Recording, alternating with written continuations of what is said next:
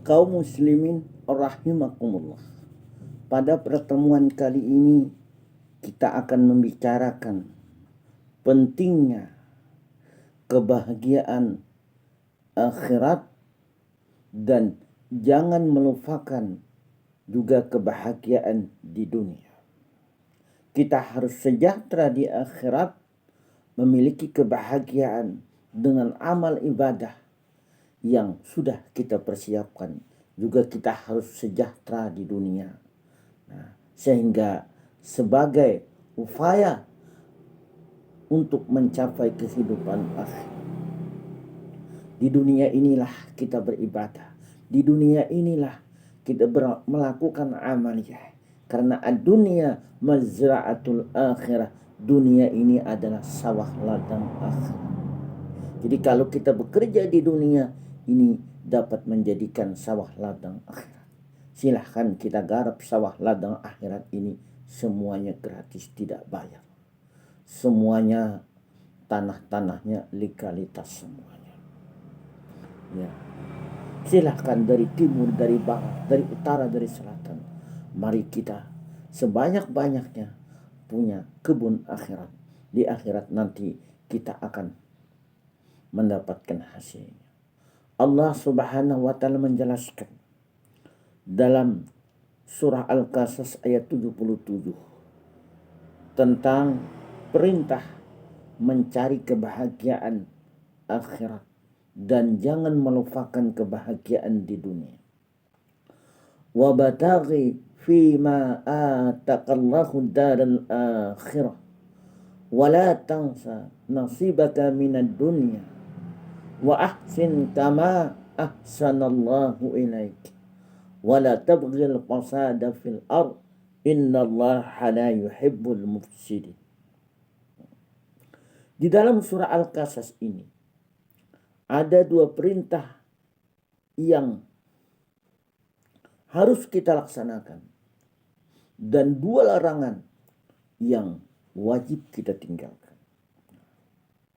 Surah Al-Qasas ini perintahnya yang pertama menyuruh kita mencari kebahagiaan dunia. Kenapa diawali dengan mencari kebahagiaan dunia?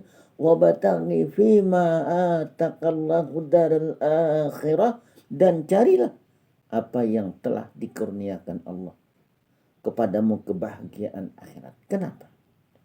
Karena kalau dunia dulu, akhirat terabaikan. Makanya akhirat dulu.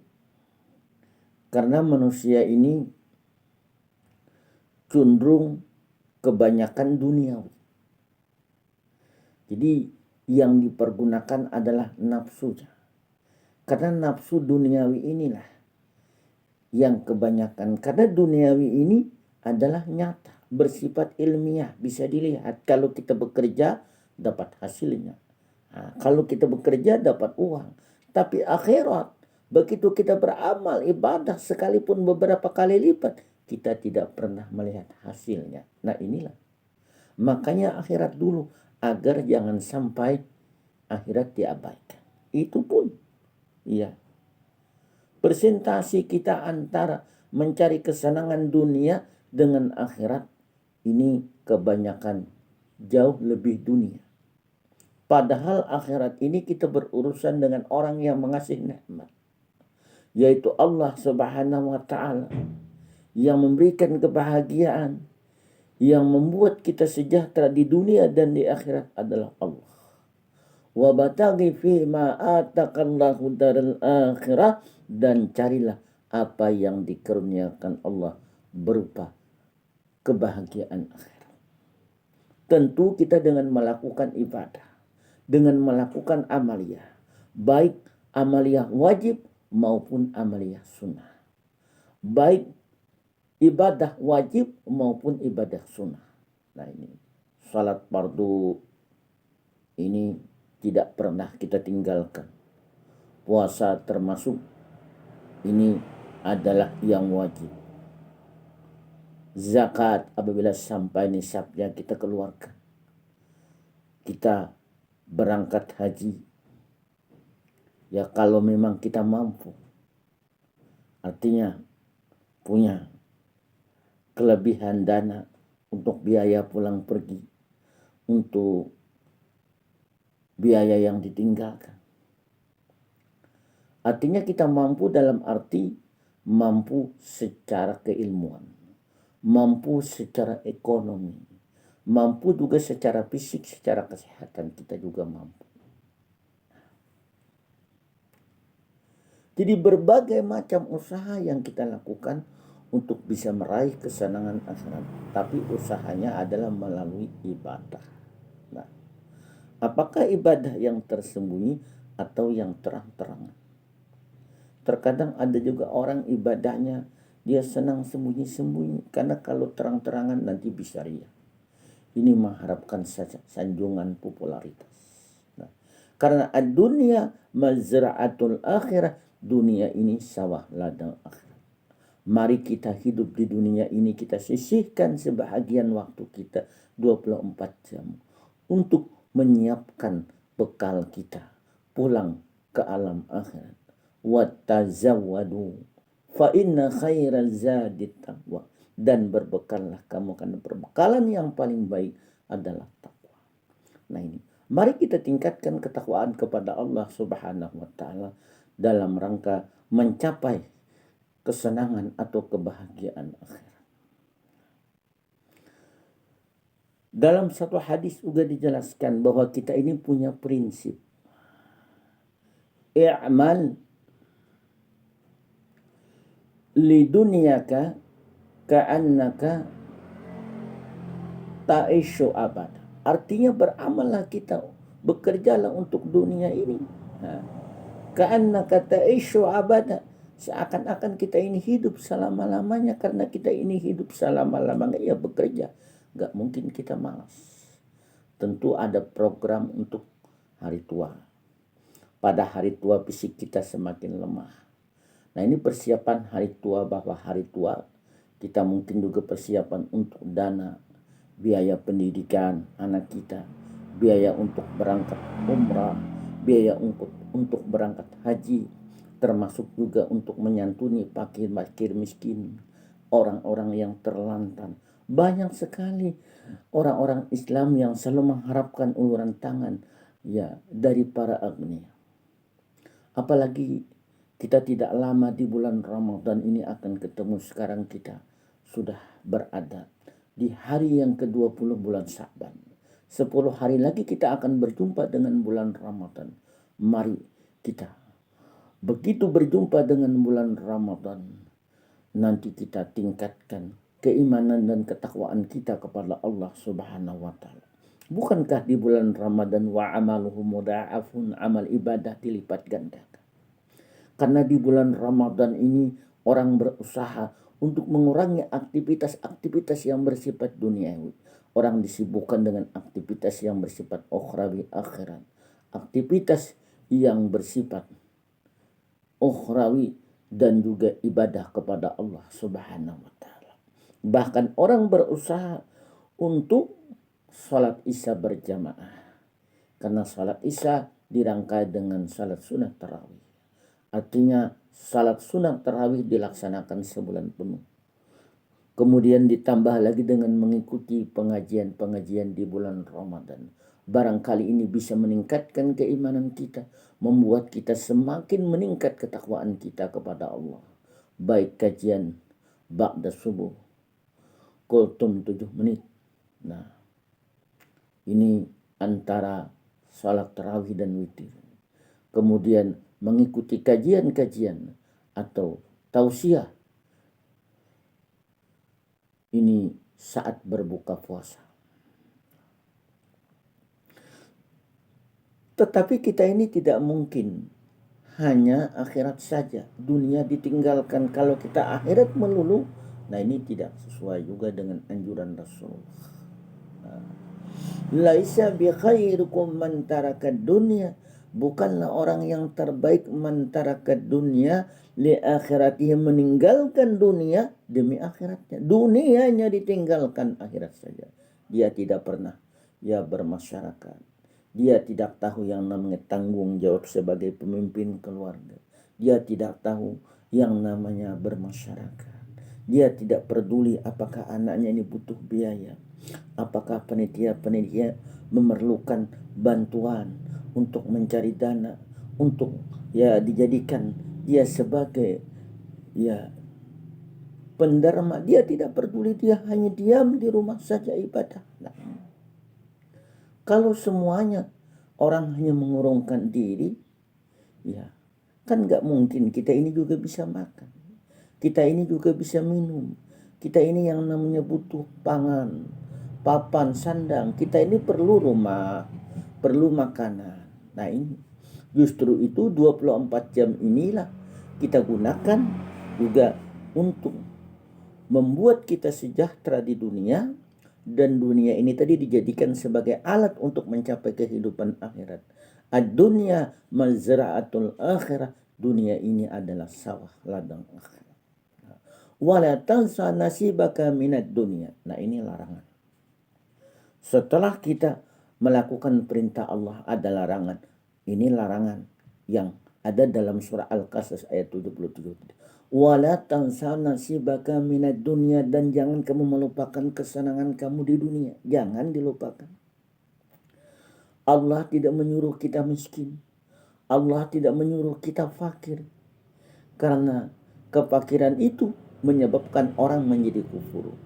Kadal fakru ayyakuna kufra. Hampir saja kefakiran itu menyebabkan orang menjadi kufur. Nah, banyak penjara-penjara, orang-orang yang malas sehingga dia tidak mau kerja menjara punya orang, bahkan mengambil yang bukan hak orang. Ini mengakibatkan orang menjadi kumpur sehingga tidak sholat lagi, sehingga tidak puasa lagi. Kerjaannya hanya menjarah kepunyaan orang, mengambil hak-hak orang. Nah ini, jadi kita berusaha sejahtera di dunia.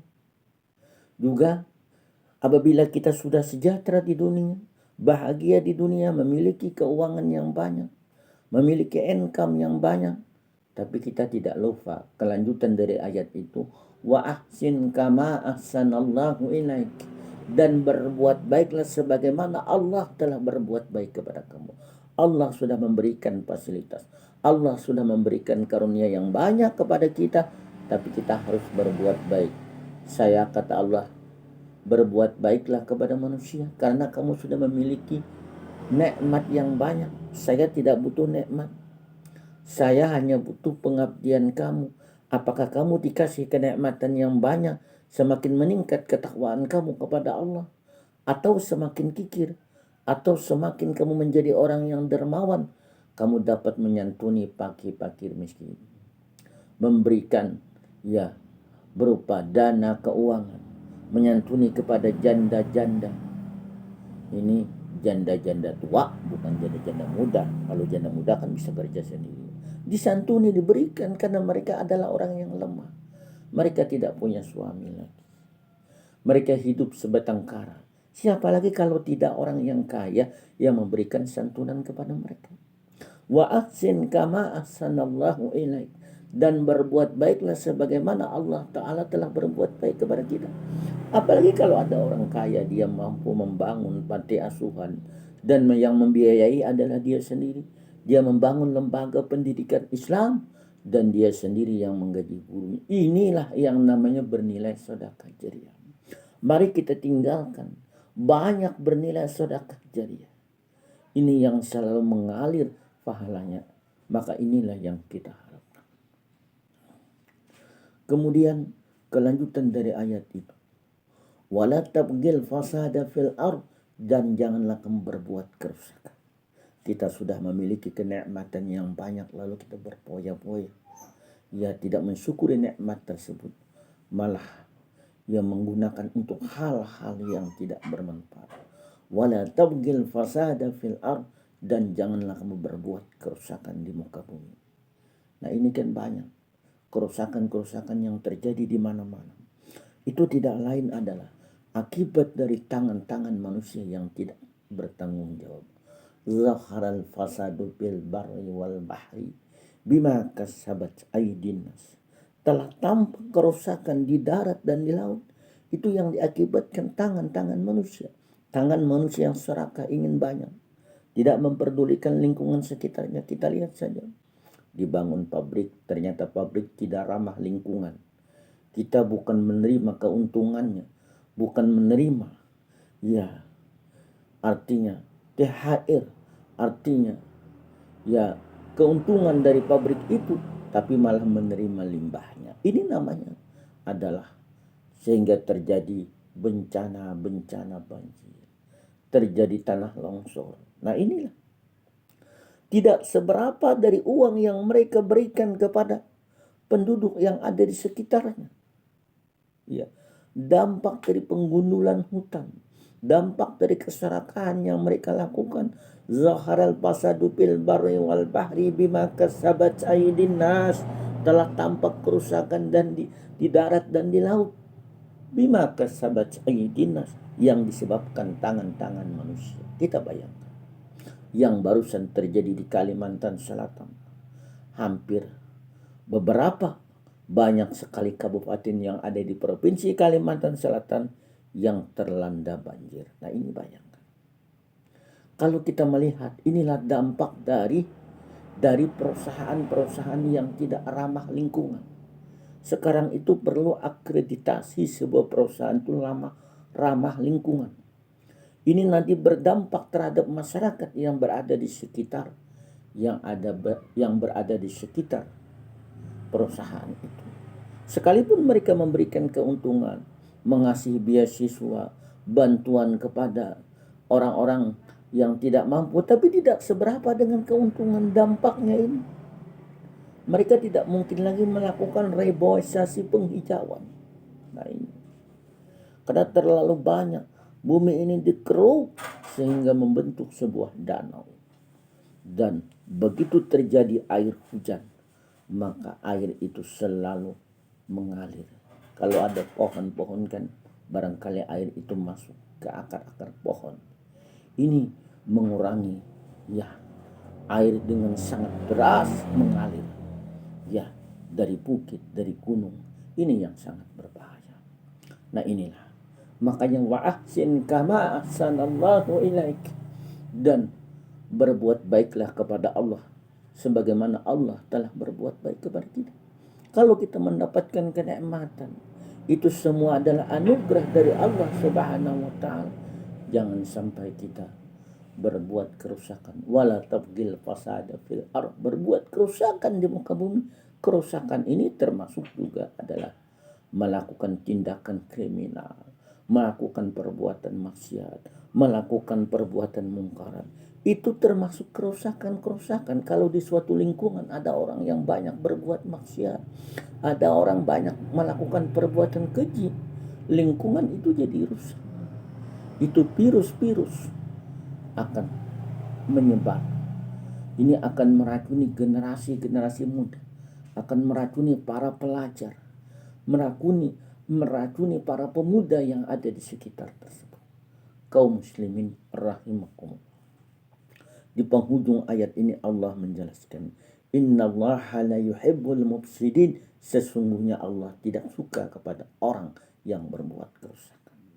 Surah Al-Qasas ayat 77 ini sesungguhnya adalah sindiran kepada Qarun yang kaya raya, tapi dia kikir tidak mau mengeluarkan zakat yang wajib, sehingga tidak mau dikeluarkan zakatnya, apalagi yang sunnah-sunnah. Dia tidak mau berinfak, dia tidak mau membantu fakir miskin, dia tidak mau menyantuni rakyatnya dengan harta kekayaan yang dimilikinya. Itulah Qarun, sehingga seluruh harta Qarun ini masuk ke dasar bumi, masuk ke dalam perut bumi. Nah ini sindiran. Sekalipun ayat ini adalah turun di masa Nabi Muhammad SAW, tetapi ayat ini adalah menceritakan kepada Nabi Muhammad, begitulah gambaran Qarun yang kaya raya. Dia tidak mau berbuat baik kepada manusia, tidak mau melakukan wa ahsin kama ahsanallahu ilaik, dan berbuat baiklah sebagaimana Allah telah berbuat baik kepada kamu. Malah Qarun, wala tabghil fasada fil ardh, dan janganlah berbuat kerusakan. Malah Qarun berbuat kerusakan. Jadi di dalam surah Al-Qasas ini 2 perintah yang harus kita laksanakan dan 2 larangan yang wajib kita tinggalkan. Mohon maaf atas segala kekurangannya. Terima kasih atas segala perhatiannya. Usikum wa nafsi bitaqwallah. Wassalamualaikum warahmatullahi wabarakatuh.